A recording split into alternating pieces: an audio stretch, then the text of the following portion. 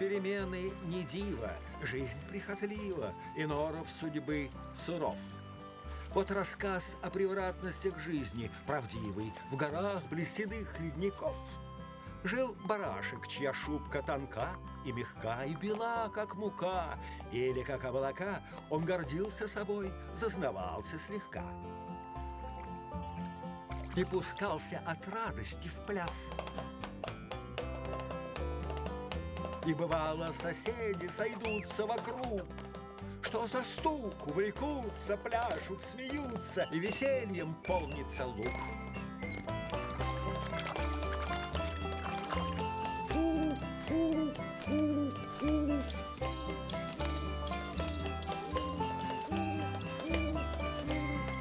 Только вдруг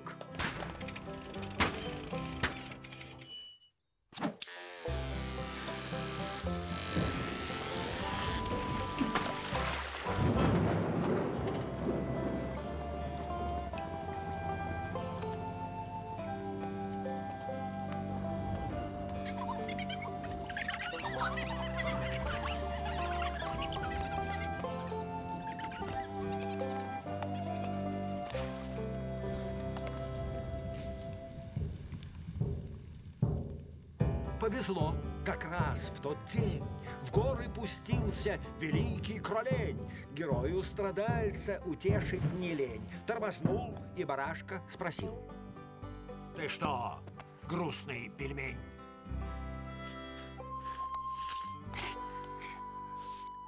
Ах, я был красив, и я был ретив, и я танцевал под веселый мотив.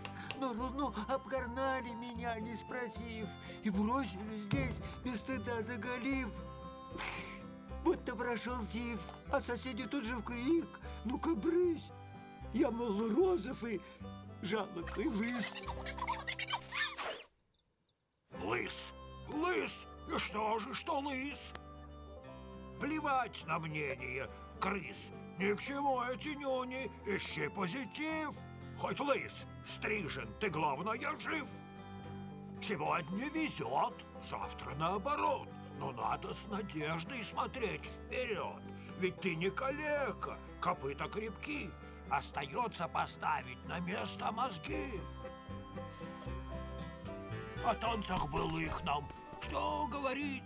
Но ты можешь слететь легко, воспарить. Ножку поднимешь повыше и вбок. Танцевать готов ты, танец прыг-скок. Прыг, прыг и прыг-скок.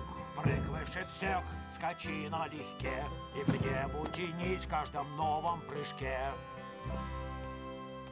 Ножку поднять, чуть выше и вбок.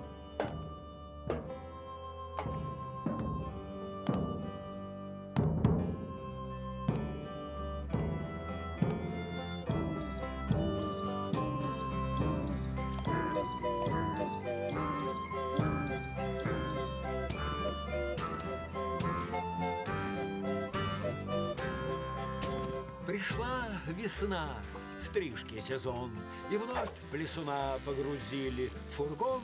Для барашка опять был печален итог, но пошел ему впрок урок. Вот он скок, скок, скок и поскок. Да, жизнь не мед, паденье и взлет.